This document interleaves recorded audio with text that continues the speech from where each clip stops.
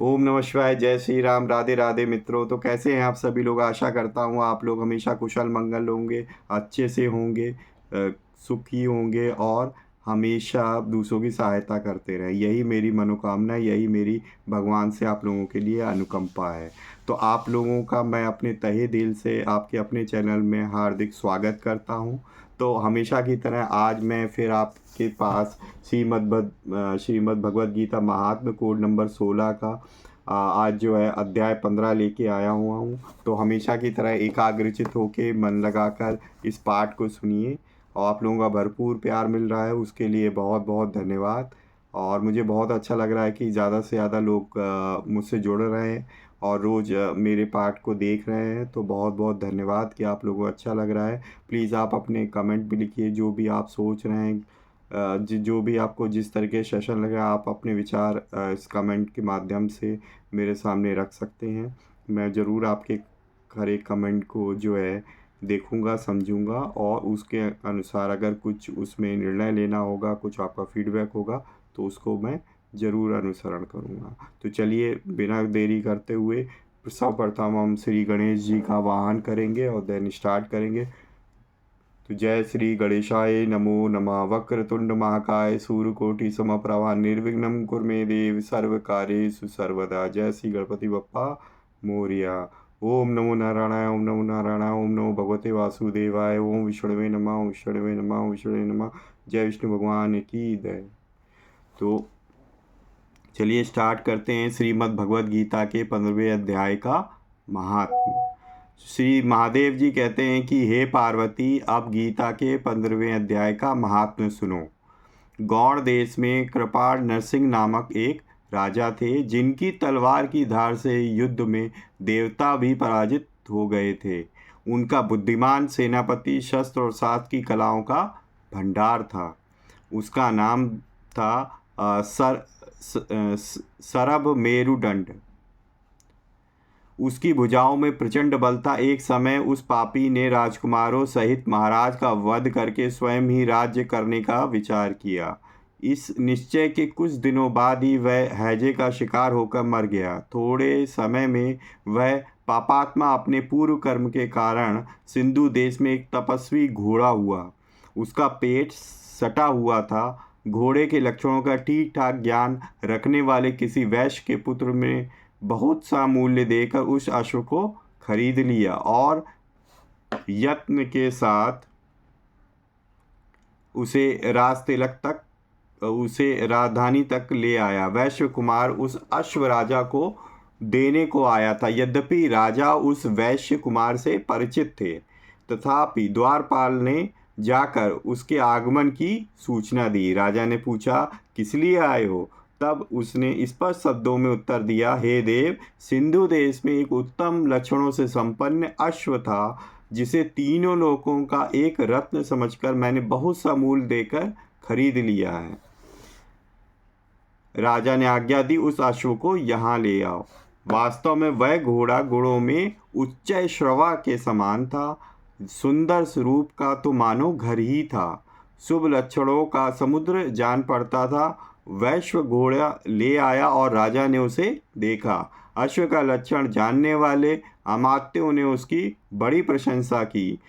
प्रशंसा सुनकर राजा अपार आनंद में निमग्न हो गए और उन्होंने वैश्य को मुंह मांगा स्वर्ण देकर तुरंत ही उस अश्व को खरीद लिया। कुछ दिनों के बाद एक समय राजा शिकार खेलने के लिए उत्सुक हो उस घोड़े पर चढ़कर वन में गए। वहां मृगों के पीछे उन्होंने अपना घोड़ा बढ़ाया। पीछे पीछे सब ओर से दौड़कर आते हुए समस्त सैनिकों का साथ छूट गया। वे हिरणों द्वारा आकृष्ट होकर बहुत दूर निकल गए। प्यास ने उन्हें व्याकुल कर दिया। तब वे घोड़े से उतरकर जल की खोज करने लगे। घोड़े को तो उन्होंने वृक्ष की डाली में बांध दिया और स्वयं एक चट्टान पर चढ़ने लगे। कुछ दूर जाने पर उन्होंने देखा कि एक पत्ते का टुकड़ा हवा से गिरकर शिलाखंड पर गिरा है। उसमें गीता के 15वें अध्याय का आधा श्लोक लिखा हुआ था। राजा उसे वाचने लगे। उनके मुख से गीता के अक्षर सुनकर घोड़ा तुरंत गिर पड़ा और अश्व शरीर को छोड़कर तुरंत ही दिव्य विमान पर बैठकर वह स्वर्गलोक को चला गया। तत्पश्चात राजा ने पहाड़ पर चढ़कर एक उत्तम आश्रम देखा। वहाँ नागकेसर, केले, आम और नारियल के वृक्ष लहरा रहे थे। आश्रम के भीतर एक ब्राह्मण बैठे हुए थे जो संसार की वासनाओं से मुक्त थे। राजा ने उन्हें प्रणाम करके बड़ी भक्ति के साथ पूछा, हे ब्राह्मण, मेरा अश्व जो अभी अभी स्वर्ग को चला गया है, उसमें क्या कारण है? राजा की बात सुनकर त्रिकालदर्शी मंत्रवेत्ता एवं महापुरुषों में श्रेष्ठ विष्णु शर्मा नामक ब्राह्मण ने कहा, हे राजन, पूर्व काल में तुम्हारे यहाँ जो सरब मेरुंड नामक सेनापति था, वह तुम्हें पुत्रों सहित मारकर स्वयं राज्य हड़प लेने को तैयार था। इसी बीच में हैजे का शिकार होकर वह मृत्यु को प्राप्त हो गया। इसके बाद वह उसी पाप से घोड़ा हुआ था। ये यहाँ कहीं गीता के 15वें अध्याय का आधा श्लोक लिखा मिल गया था, उसे ही तुम बाँचने लगे। उसी को तुम्हारे मुख से सुनकर वह अश्व स्वर्ग को प्राप्त हो गया।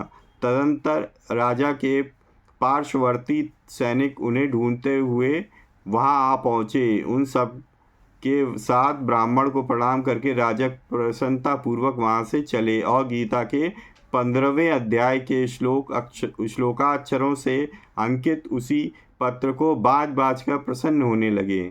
उनके नेत्र हर्ष से खिल उठे थे। घर आकर उन्होंने मंत्रवेत्ता मंत्रियों के साथ अपने पुत्र सिंहबल को राज सिंहासन पर अभिषिक्त किया और स्वयं 15वें अध्याय के जप से विशुद्ध चित्त होकर मोक्ष प्राप्त कर लिया। तो मित्रों, ये था हमारे पास 15वें अध्याय का महात्म। सॉरी। तो अब जो है हम इसका हिंदी सार पढ़ेंगे, तो कृपया एकाग्रचित होकर ध्यान लगा के इसे सुनिए। ओम श्री परमात्मने नमः। 15वां अध्याय। उसके उपरांत श्री भगवान कृष्ण जी बोले कि हे अर्जुन, आदि पुरुष परमेश्वर रूप मूल वाले और ब्रह्मा रूप मुख्य शाखा वाले जिस संसार रूप पीपल के वृक्ष को अविनाशी कहते हैं तथा जिनके वेद पत्ते कहे गए हैं, उस संसार रूप वृक्ष को जो पुरुष मूल सहित तत्व से जानता है, वह वेद के तात्पर्य को जानने वाला। इसलिए हे अर्जुन, उस संसार वृक्ष की तीनों गुण रूप जल के द्वारा बढ़ी हुई एवं विषय भोग रूप कोपलों वाली देव, मनुष्य और तिर्यक आदि योनि रूप शाखाएं नीचे और ऊपर सर्वत्र फैली हुई हैं तथा मनुष्य योनि में कर्मों के अनुसार बांधने वाली अहंता, ममता और वासना रूप जड़ें भी नीचे और ऊपर सभी लोकों में व्याप्त हो रही हैं। परंतु इस संसार वृक्ष का स्वरूप जैसा कहा गया है वैसा यहाँ विचार काल में नहीं पाया जाता है, क्योंकि ना तो इसका आदि है और ना अंत है तथा ना अच्छी प्रकार से स्थिति ही है। इसलिए इस अहंता, ममता और वासना रूप अति दृढ़ मूलों वाले संसार रूप पीपल के वृक्ष को दृढ़ वैराग्य रूप शस्त्र द्वारा काट कर उसके उपरांत उस परम पद रूप परमेश्वर को अच्छी प्रकार खोजना चाहिए कि जिसमें गए हुए पुरुष फिर पीछे संसार में नहीं आते हैं और जिस परमेश्वर से यह पुरातन संसार वृक्ष की प्रवृत्ति विस्तार को प्राप्त हुई है, उसी आदि पुरुष नारायण के मैं शरण हूँ। इस प्रकार दृढ़ निश्चय करके नष्ट हो गया है मान और मोह जिनका तथा जीत लिया है और है आसक्ति रूप दोष जिनने और परमात्मा के स्वरूप में है निरंतर स्थिति जिनकी तथा अच्छी प्रकार से नष्ट हो गई है कामना जिनकी, ऐसे वे सुख दुख नामक द्वंद्वों से विमुक्त हुए ज्ञानी जन उस अविनाशी परम पद को प्राप्त होते हैं। उस स्वयं प्रकाश में परम पद को न सूर्य प्रकाशित कर सकता है, न चंद्रमा और न अग्नि ही प्रकाशित कर सकती है तथा जिस परम पद को प्राप्त होकर मनुष्य पीछे संसार में नहीं आते, वही मेरा परम धाम है। इसलिए हे अर्जुन, इस देह में यह जीवात्मा मेरा ही सनातन अंश है और वही इन त्रिगुणमयी माया में स्थित हुई मन सहित पांचों इंद्रियों को आकर्षित करता है। कैसे कि वायु गंध के स्थान से गंध को जैसे ग्रहण करके ले जाता है, वैसे ही देहादिकों का स्वामी जीवात्मा भी जिस पहले शरीर को त्यागता है, उससे इन मन रहित इंद्रियों को ग्रहण करके फिर जिस शरीर को प्राप्त होता है उसमें जाता है। उस शरीर में स्थित हुआ यह जीवात्मा श्रोत्र, चक्षु और त्वचा को तथा रसना, घ्राण और मन को आश्रय करके अर्थात इन सब के सहारे से ही विषयों को सेवन करता है।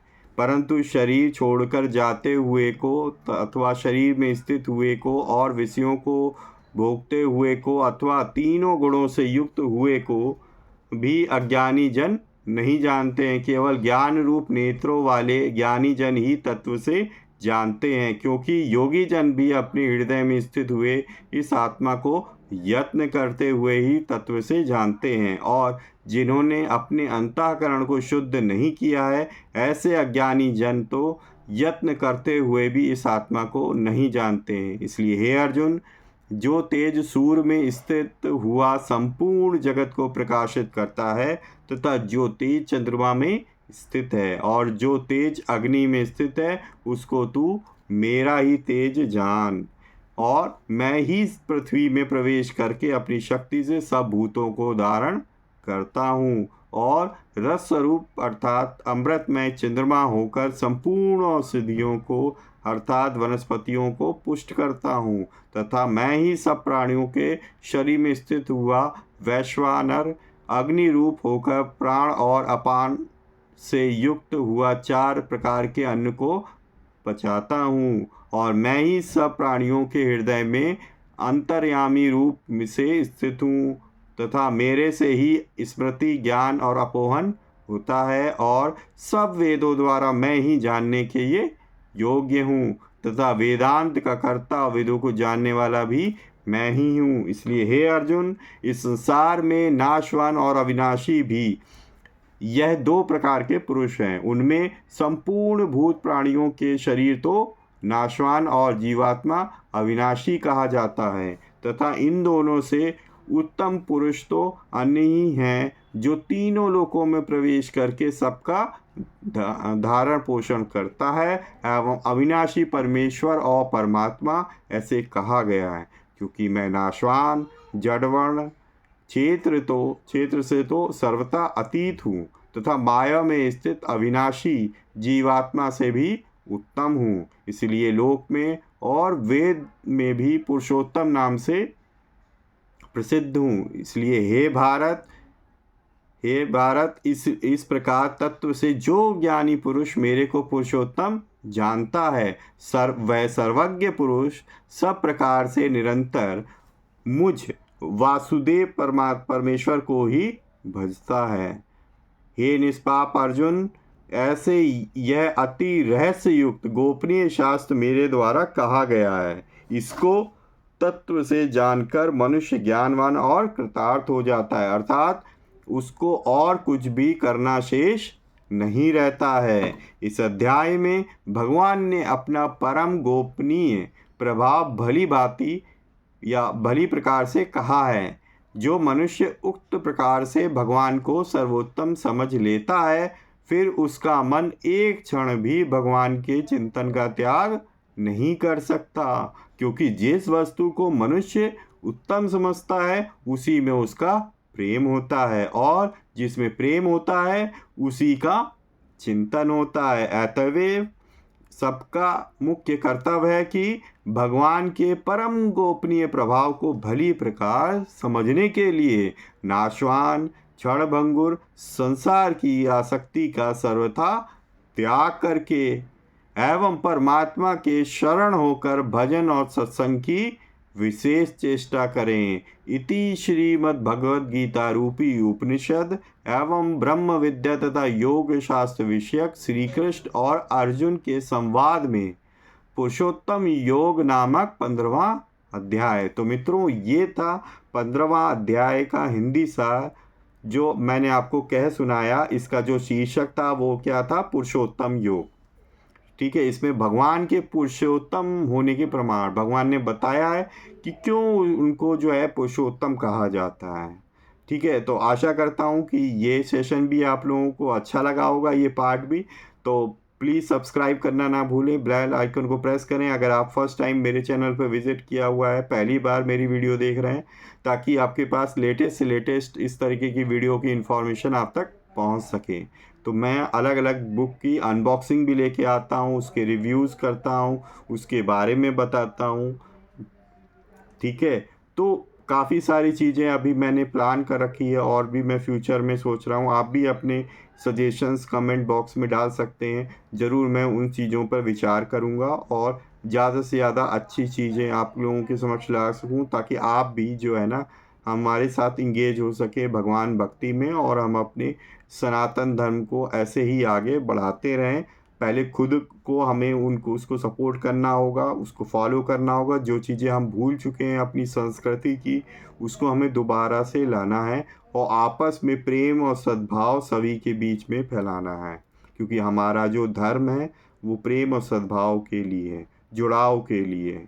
ठीक है, तो उसी को हमें फैलाना है, ताकि सब लोग आपस में प्रेम कर सकें, राग और द्वेष को हटा सकें। ठीक है, तो मिलेंगे नेक्स्ट वीडियो में एक और अध्याय के साथ। तब तक के लिए जय श्री राम।